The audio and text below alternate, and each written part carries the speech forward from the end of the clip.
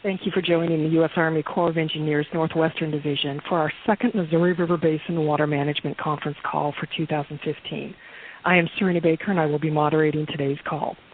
This year, we are offering the presentation materials via AT&T webinar to help participants be able to follow along with the speakers during the call.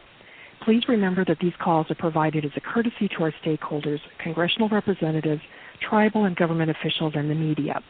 By publishing the conference call and the webinar information, you may hamper the ability for participants to discuss issues freely. There are also a limited number of lines available for these calls, and by sharing that access information with the public, one of you may not be able to join this discussion in the future. These calls are recorded in their entirety. Your participation acknowledges your consent to be recorded. We will use a forced mute function during this call. To unmute your line during the call, please enter *6. This function does not work on all phones. Please be aware that if this mute function does not work on your phone, then all others on the call will be able to hear your conversation. Also, please mute your phone once you have finished speaking. For the convenience of our media representatives, the final slide in today's presentation includes the speaker's name, title, and contact information. The agenda for today's call will be as follows. Dr. Dennis Toddy, South Dakota State climatologist, will discuss the 1-month and 3-month precipitation and temperature outlooks from the NOAA Climate Prediction Center. Mr. Kevin Lau, hydrologist with the National Weather Service's Missouri Basin River Forecast Center, will discuss the latest potential outlook for flood risk along the Missouri River Basin. Ms. Jody Farhat, Chief of the Corps Missouri River Basin Water Management Division, along with Kevin Stamm, Senior Hydraulic Engineer, and Joel Panofchinsky, Hydraulic Engineer, will provide an update on the current reservoir operations, including the Corps' runoff forecast for 2015 and the planned regulation of the reservoir system. We will now begin. Dr. Toddy? Thank you. Good to be here today. Hope everybody is enjoying their Friday afternoon. We're in the middle of a fairly warm day across much of the basin, which is making inroads on the snowpack, so that is going to impact what we're looking at here a little bit. Let's go on to the next slide, please. Okay, just kind of a brief look at conditions over the last 30 days, the upper left-hand side, and we're looking at the conditions mostly across the basin, and each one of these maps, Montana's in the upper left-hand side, and the lower right-hand side gets us down to Kansas. Precipitation totals are in the upper left-hand side. The scale is next to it. And then just below that, the percent of normal precipitation. Colors that are in the green to purple are above average, and then the reds are below average. So you can see it's kind of a mixed bag across the basin, with some places well above, other places well below average during the month of the last 30 days, essentially. And on the right-hand side, the departure from normal, you can see that most of the basin has been at least a few degrees above average, some places as much as 6 degrees above average during the last 30 days. Next slide, please. Just to touch on the mountain snowpack, a map from the NRCS, which is showing the snow water equivalent here. Most of the basins we are looking at in Montana, Wyoming, and down into Colorado, most of the basins up in Montana and Wyoming are running close to average, some a little bit above average. You can see the scale from the green to the lighter blue there. As we get down to the Platte River Basin, some of the basins are in yellow. We're getting to a little bit below average in the Platte River Basin. Next slide.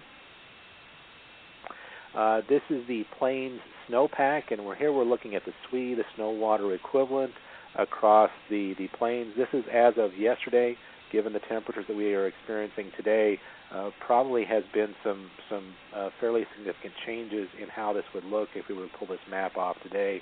Basically, we have widespread snowpack across the Plains Basin as of yesterday, but most of that is very low water content. There are very few places where we have much water on the ground. Maybe a few places up there in North Dakota. Most places are a trace to 1 inch of snow water equivalent. Next slide. Okay, moving ahead to the outlooks here. The first is from the 8 to 14-day outlook, temperature on the left-hand side and precipitation on the right-hand side. On the left-hand side, pretty clear that we are more likely to be above average in temperatures as we go into the middle part of February. Probability is quite high the further west you go in the basin. On the right-hand side, kind of a little bit of a mixed bag. The green areas on the far north end of the basin indicating increased chances for above average precipitation as we move to the middle part of the month. Pattern may be a little more active up there. It may not be big precipitation amounts, but a little more active as we get through the middle part of the basin from southern Montana, Wyoming into parts of South Dakota and especially Nebraska, below average chances for precipitation through the middle of the month. Moving on to the next slide, we'll look at the 30-day outlook, just released the first part of here. Pretty consistent message, again, that temperatures are going to be above, or most likely above average, again, throughout the whole basin for the month of February. From a precipitation side, no strong indications below or above average in the way of precipitation. Climatology, as we get to February, is the time when we start getting increased chances for precipitation just from a climatology perspective, but the EC means equal chances for below or above considering this time of year. One more slide, we'll move on to the February, March, April time frame, and the temperature message is still fairly consistent in the western part of the basin from western North Dakota down into most of Montana, Wyoming. Better chance of being above average in temperatures for the late winter into the early part of the spring. On the right-hand side, we do have some indications for above average chances for precipitation into Wyoming and Nebraska, but really no strong indications maintaining EC equal chances throughout most of the upper part of the basin. And let's go to the wrap-up slide. The drought update. The current U.S. drought monitor, the overall view, we still have a large area of D0 abnormally dry conditions carrying over from limited precipitation in the fall. There has been a little bit of increase in area of D1 in the Dakotas and in the Minnesota that is right on the edge of the Missouri Basin. Most of that is outside the Missouri Basin. There have been a few changes in Nebraska, nothing much in the way of changes further up in the basin. And the monthly drought outlook on the lower right-hand side shows no real strong indications of changes. There is a little area of increased likelihood for drought area up in the D1 region, but again, that is outside the basin of the Missouri River. Okay, let's go to the wrap-up slide. So our key points on our current conditions, we didn't talk about El Nino specifically. We are still hanging out in a marginal El Nino situation right on the edge of whether we are or not. That is likely to continue to dissipate as we head to the spring and become even less of an impact. Widespread plain snowpack as of yesterday, but really not much water, and probably made a good dent in that today. Precipitation has been very mixed over the last 30 days for below or above average. Temperatures have been above average overall. We've kind of been doing a little ping pong this winter between warm and cold. We were cold early in January, but the warm later part of January and early February has overcome that. Looking ahead, February is likely warmer than average throughout the basin. As we go on into the spring, the likelihood of warmer is more in the upper and western parts of the basin, less so in the east. Precipitation is mostly equal chances across the area. As I mentioned, as we go into spring, some hints about wetter than average further south into Colorado and Nebraska, and then the El Nino impact and chances are becoming less. This concludes my report from this end. Thank you very much, Dr. Toddy. Kevin Lau? Hello again, Serena, and everyone. Good afternoon. Snowpack conditions in the mountains can be generally categorized as near normal, with the exception of the Platte River system where mountain snowpack is below normal for this time of year. By this point of the winter, we have normally accumulated about 60% of the seasonal peak snow water equivalent in the mountains, and so we still have a ways to go. Warm temperatures during the last week of January resulted in low elevation melt, and several streams and rivers in the west saw rises. The February water supply forecast developed by the Natural Resources Conservation Service and collaborated with the National Weather Service will be issued next week. Preliminary numbers indicate that mountain runoff volumes are expected to be near to slightly below average for 2015. As Dr. Toddy said, plain snowpack, although widespread, is relatively shallow, with roughly a half an inch of snow water equivalent being a good round estimate. Some higher amounts do exist in portions of North Dakota and again in the lower third of the basin, but we are quickly melting that lower basin snow off, as again Dr. Toddy mentioned, and we should be clear of the lower third plain snow by early next week. Current plain snowpack is not a concern, but again, we still have a lot of winter left, and things could change during the next couple of months. Higher than normal stream flow conditions in the fall, coupled with alternating very cold and unusually warm temperatures, have led to ice formation and breakup on many of the streams and rivers within the Missouri Basin. Ice jams have been reported along the Jefferson, Two Medicine, and Clark's Fork of the Yellowstone in Montana, the North Platte, South Platte, Loop, and Republican rivers in Nebraska. However, impacts have been relatively minor. Ice jamming will continue to be a concern through the remainder of the winter and early spring. Preliminary long-range river outlooks developed by the National Weather Service in late January suggest generally normal to slightly below normal chances for tributary flooding this spring for most areas of the Missouri Basin. One exception to this is the area of the eastern part of the Dakotas, where runoff generation capability appears to be slightly better than average.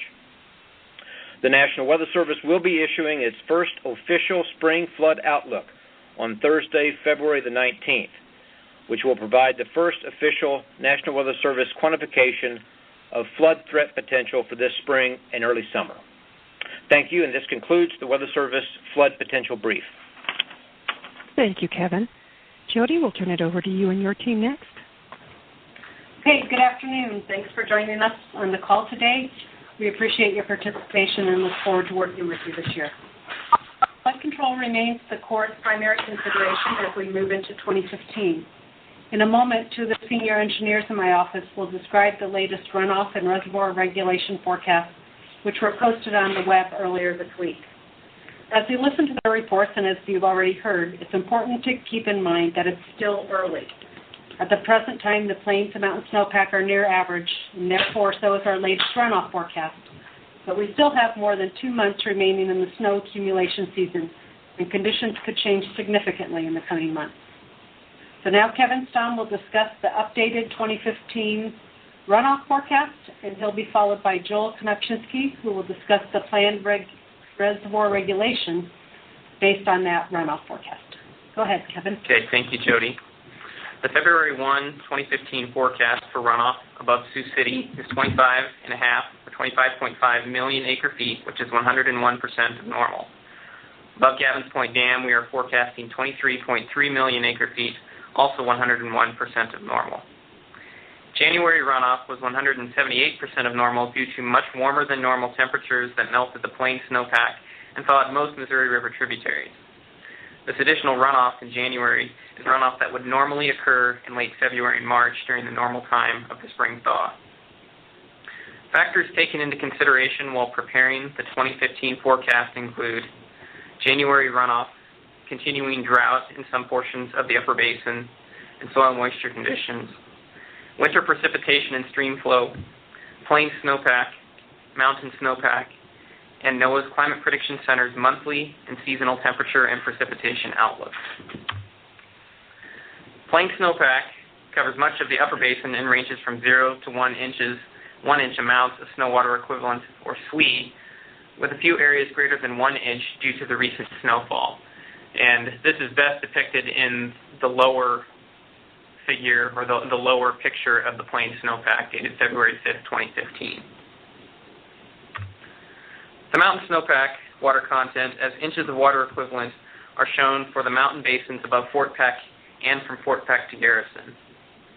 The current mountain snowpack as of February 5th, which is plotted as the shaded blue region, was 95% of the 30-year Fort Peck average.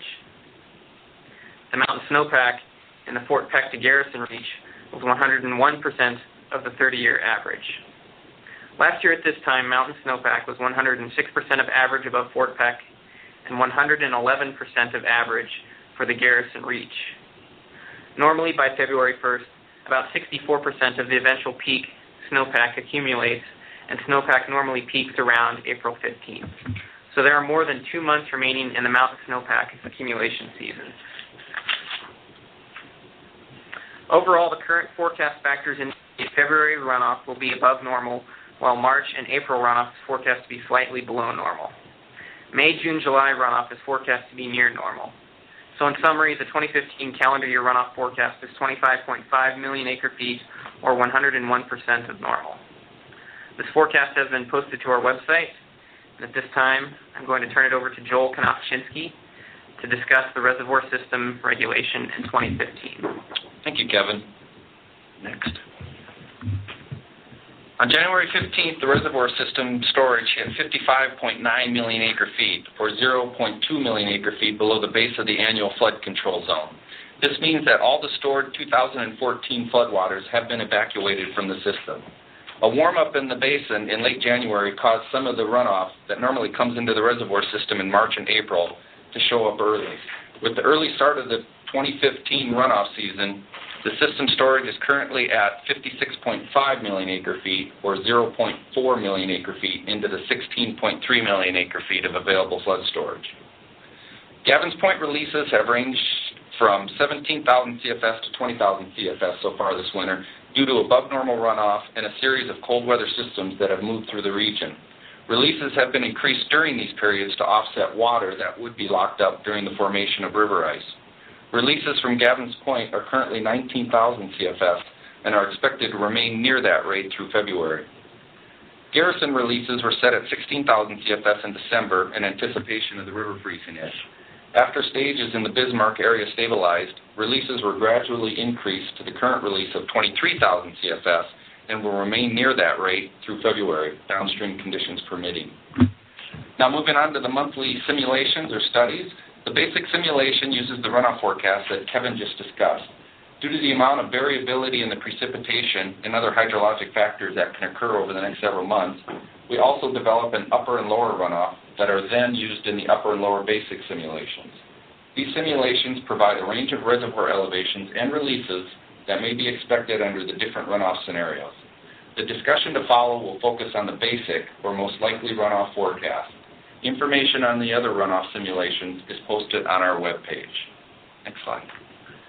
Looking at the upper three reservoirs, currently Fort Peck, Garrison, and Oahe are near the base of their flood control pools and are forecasted to be between 0.5 feet and 0.8 feet into their annual flood control pools by March 1st. Next slide. The navigation service level and season length. The service level is used to determine releases from Gavin's Point Dam to support navigation and to help provide an 8 to 9 foot deep navigation channel downstream. The navigation service level at the start of the navigation season is based on the March 15th system storage. Under the basic simulation, we would be providing full service flow support for the first part of the navigation season. Full service flow support is designed to provide a 9 foot deep navigation channel. For the full service level on the basic simulation, Gavin's Point monthly average releases will range from approximately 27,000 to 32,000 CFS. The service level for the remainder of the navigation season and the navigation season length are based on the July 1st system storage. Under the basic forecast, flow support for navigation would be full service after the July 1st storage check, and a full 8-month navigation season would be provided. Energy generation at the main stems. In 2014, 9.6 billion kilowatt hours were generated. Under normal reservoir levels and releases, we would expect generation of approximately 10 billion kilowatt hours. The forecast for 2015 with the basic simulation is 9.6 billion kilowatt hours. Thank you, and that concludes my talk. Okay, this is Jody Farhat again. So, in summary, the Missouri River Main Stem Reservoir System stands ready to provide good service to all the authorized purposes in 2015. Most importantly, all of last year's flood water was evacuated from the reservoir system by early January, ensuring that the full flood control capacity is available to reduce flood risk along the Missouri River this year. Currently, the mountain snowpack and other basin conditions are near normal, but it's still early.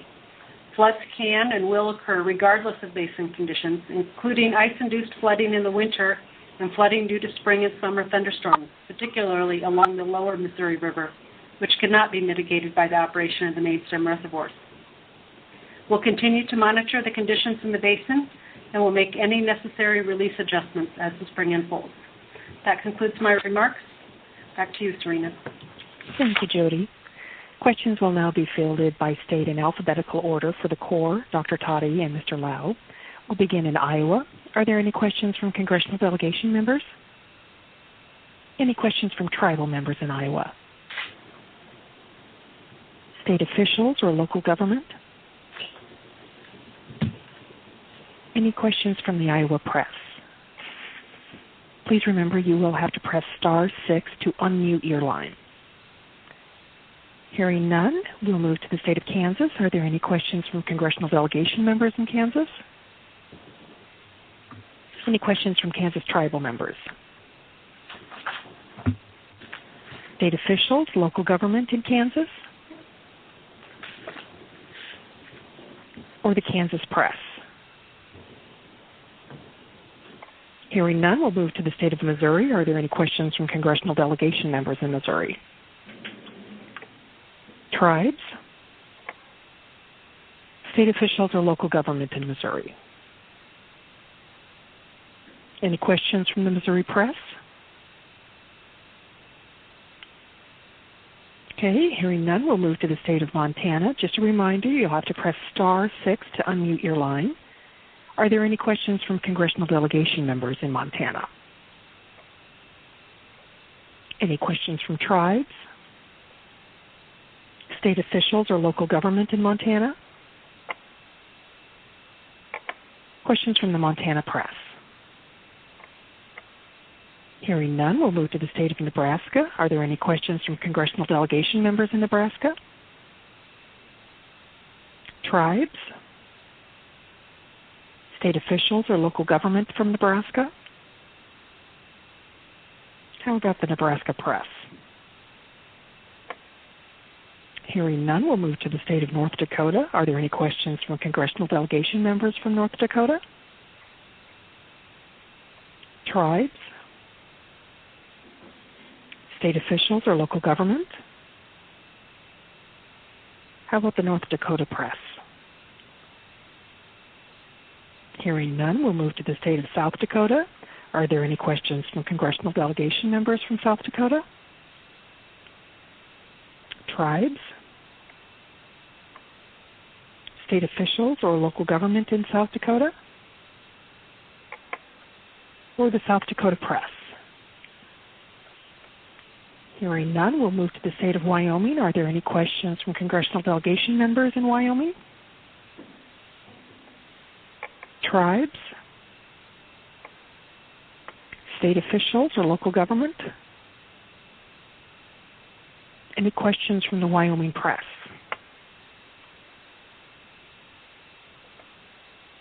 Okay, any national press? Any final questions before we adjourn?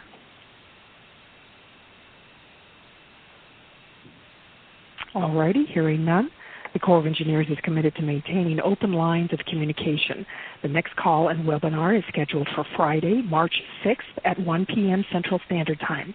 On behalf of the U.S. Army Corps of Engineers, we certainly appreciate your participation in today's call. Goodbye.